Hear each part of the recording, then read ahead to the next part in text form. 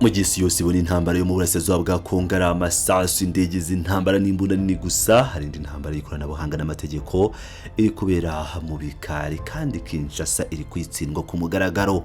Tekereza gato uko byagenda kose, wabyemera cyangwa ukabyanga, ihuriro rya AFC M23 ryamaze kurenga urwego rwa rebellion cyangwa umutwe witwaje intwaro. Uyu munsi batangiye gushinga leta mu yindi leta mu buryo bweruye. Ntabwo bakishakira gusa kwigarurira imisozi, bari kwigarurira ubuzima bw'abaturage. Bashyiraho abaminisitiri babo, bacira imanza abaturage ndetse bambura Kinshasa ijambo rya nyuma. Byagenze bite? Repubulika ya Demokarasi ya Congo iri gukora iki kuri uyu mutego w'urupfu?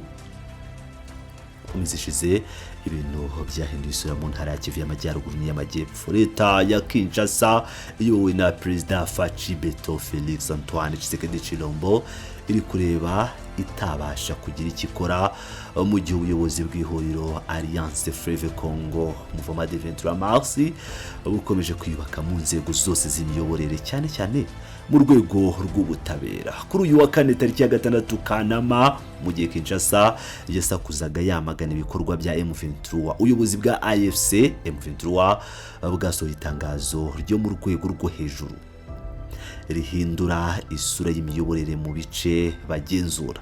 Iri tangazo ryashyizeho ikipe nshya y'abayobozi bazayobora urwego rw'ubutabera n'uburenganzira bwa muntu. Ibivuze iki? Bivuze ko mu bice byose bya Rucuru, Masisi na Nyiragongo kugeza no mu bice bya Kivu y'Amajyepfo AFC M23 igenzura, nta muturage uzongera kureba leta ya Congo mu bijyanye n'imanza cyangwa amakimbirane. M23 yashyizeho minisitiri wayo w'ubutabera.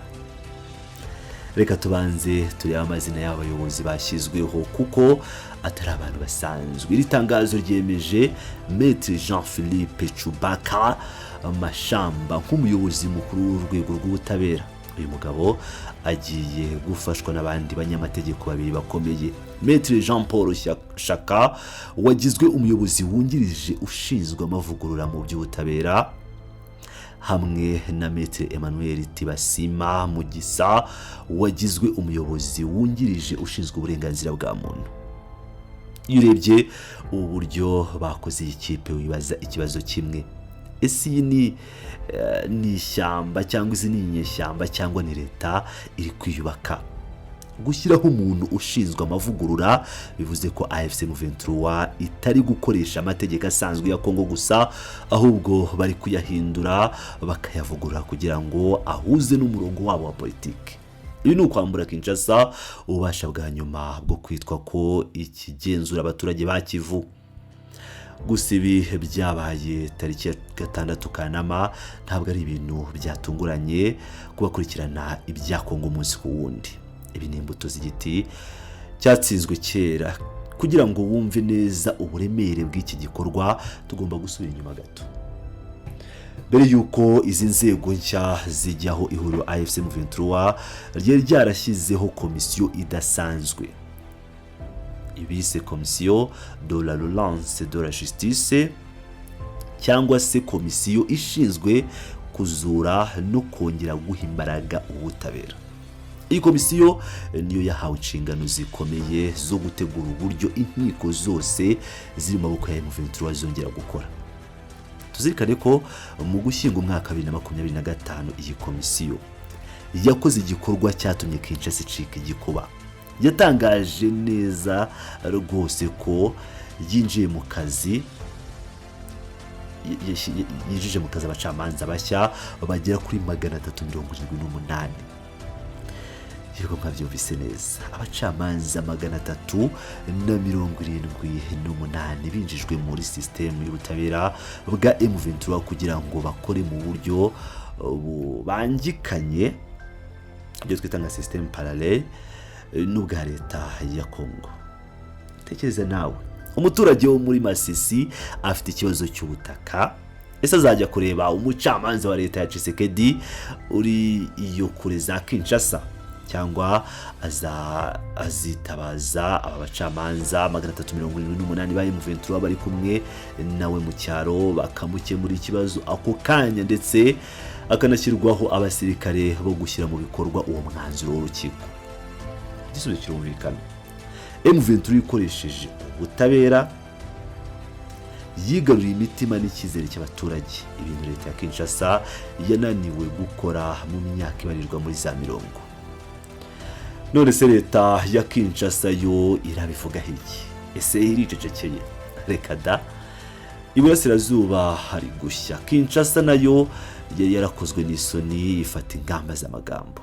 Amakuru yerekana ko abategetsi ba Repubulika ya Demokarasi ya Congo bakoze ibishoboka byose ngo bateshe agaciro izi ngamba za M23, babonye ko igihugu kiri kubacika bagihagazeho.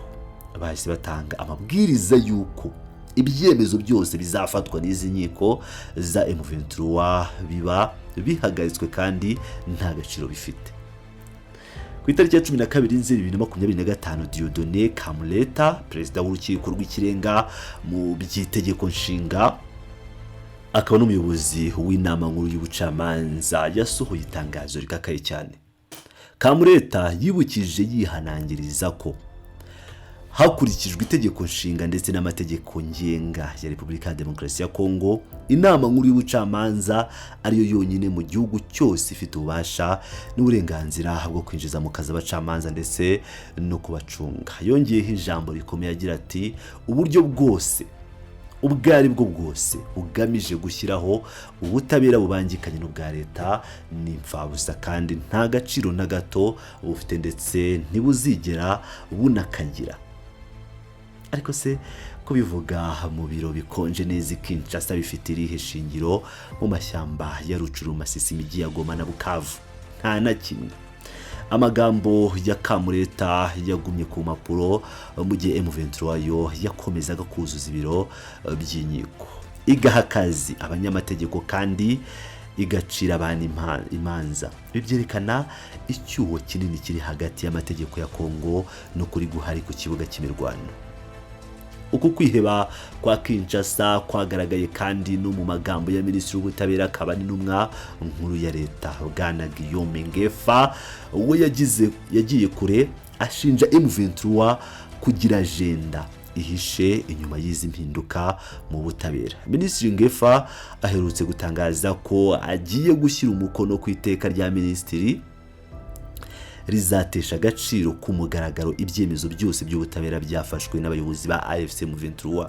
Ariko igikomeye kurusha ikindi ni imvugo Ngefa yakoresheje. Yavuze ko ibi byose AFC M23 iri gukora atari uko bakunda abaturage cyangwa bashaka kubaha ubutabera, ahubwo ari uko abayobozi b'inyeshyamba barahirira gusa kubona imbabazi rusange. Aha minisitiri ashaka kuvuga iki? Leta ya Kinshasa yumva ko abayobozi ba M23 bazi neza ko bashinjwa ibyaha by'intambara byinshi. Rero kugira ngo bizere umutekano wabo w'ejo hazaza, Kinshasa ivuga ko bashyizeho ubutabera bwabo bwite, bishakira uburyo amategeko yazabarengera akabaha imbabazi rusange, bityo ibyaha byose bakoze bigahanagurwa burundu. Ariko maso y'abasesenguzi basesengura ibya politiki y'akarere k'ibiyaga bigari ibirenze kwishakira imbabazi. Uku ni gutandukanya igihugu mu buryo bwa tekinike, no kuvuga ngo balkanisation de facto.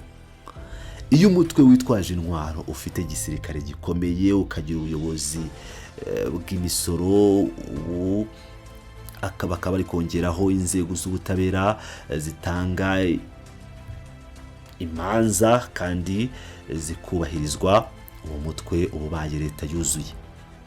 Kugira ngo twumve neza ibi bintu, ihuriro AFC M23 rya Colonel Nanga ndetse na M23 cyangwa ALC ya Sultan Makenga bari kwerekana ko atari abantu bo kurwanira mu bihuru gusa, bari kohereza ubutumwa bukomeye ku muryango mpuzamahanga ndetse no kuri Felix Tshisekedi ko bafite ubushobozi bwo kuyobora igihugu, gutanga ubutabera kuko bwa Congo bwavuzweho ruswa n'akarengane kenshi, no gukora inzego zikora neza kurusha iza leta ya Kinshasa. Ese amasezerano ya Washington ndetse na Doha n'imishyikirano ikomeje gukorwa izakemura iki kibazo mu gihe M23 yamaze kwiyubakira leta yayo? ifite ba minisitiri, ifite abacamanza n'amavugurura y'amategeko. Ese Kinshasa izakomeza kwihagararaho ivuga ko ibi nta gaciro bifite mu gihe abaturage ba Kivu bo batangiye kumenyera ubuyobozi bushya bwa M23? Ihurizo rikomeye cyane kuri Perezida Chilombo. Intambara ntiri mu masasu gusa, intambara yageze mu makoti y'abacamanza, mu nyandiko z'amategeko no mu maraso y'imiyoborere.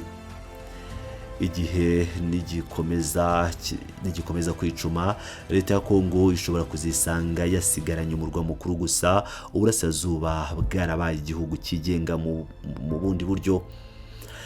Mwe mukurikira ibiganiro byacu murabona ibintu bizagana he? Ese murabona M23 iri kwiyubakira leta igamije kwiyomora kuri Congo burundu, cyangwa nama yo gushyira igitutu kuri Kinshasa ngo bemere imishyikirano isesuye? Tanga igitekerezo cyawe ahandikirwa comments muri comment section, kandi niba ukunda ubusesenguzi bwacu bwimbitse mu karere k'ibiyaga bigari, kora subscribe ukande n'inzogera kugira ngo utazacikwa n'inkuru zacu zitaha. Ibisanzwe ni Pilot News TV, izi ni inkuru zicukumbuye. Mukomeze kugira amahoro y'Imana.